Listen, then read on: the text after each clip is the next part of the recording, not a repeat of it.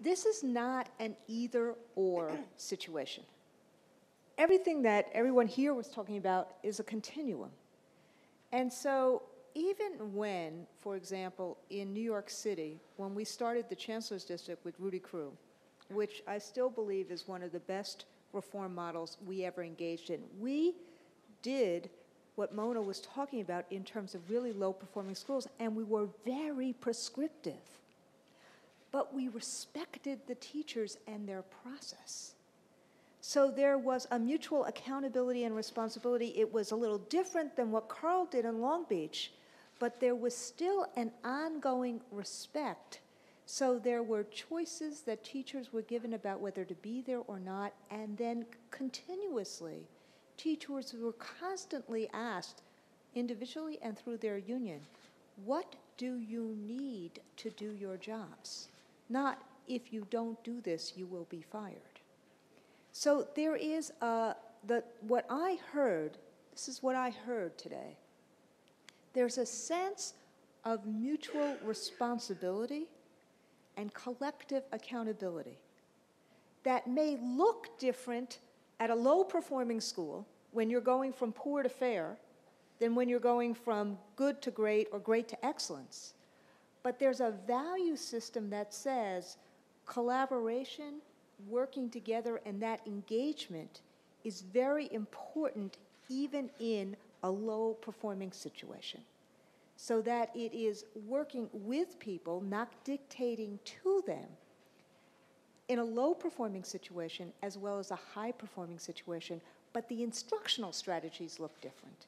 The professionalism may look different, but there's still a view that you respect people and that people have to take responsibility. Arnie, I know you wanted to comment on this.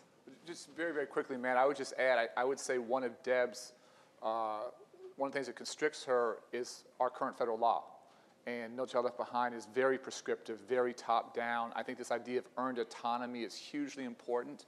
And I think if we can fix the law, become much more flexible, give the high-flyer schools, give the high-flyer districts, and give the high-flyer states a lot more room to move, frankly, get out of their hair and learn from them, and give them the space to be creative, I think we make a huge step in the right direction. And we want to be, frankly, much looser at the top, much more flexible, but also be much tougher at the bottom. And both of those are sometimes a little counterintuitive, but I think the current law does a lot to restrict the ability of creative, whether it's state school chief officers or local superintendents or principals, to be creative. So I think we're part of the problem there. We want to fix that. And that would be entirely consistent with the report as a whole.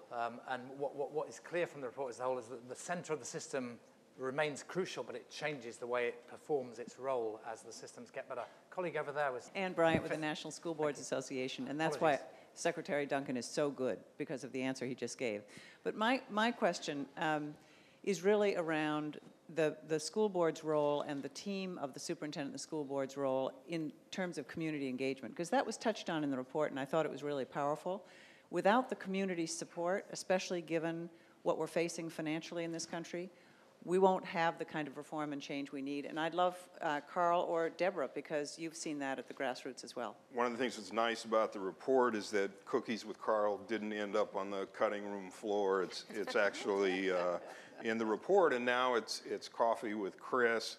I used to take a lot of grief from the fruits and vegetables lobby about Cookies with Carl, but an attempt to engage the employees, parents, and the community on a consistent basis around what do we all need to do to better serve our students. And so our board members were also involved in that. I used to actually visit the schools with the president of the teachers union, and basically the idea was, let's listen to teachers together, and let's actually model that we allegedly at the top can actually work together in terms of being concerned about those who do the work on a daily basis. It's the message that I'm giving consistently to folks all across the state. I've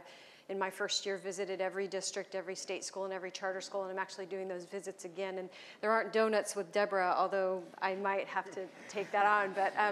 But in every visit, and I just had one last night, actually, I have a visit to a school, a co-hosted meeting with the teachers that's co-hosted with the teacher union, local leadership, and then a community forum that's co-hosted with the local Board of Education. And the idea then is just engaging the community and also highlighting the role of that local school committee, which are in Rhode Island.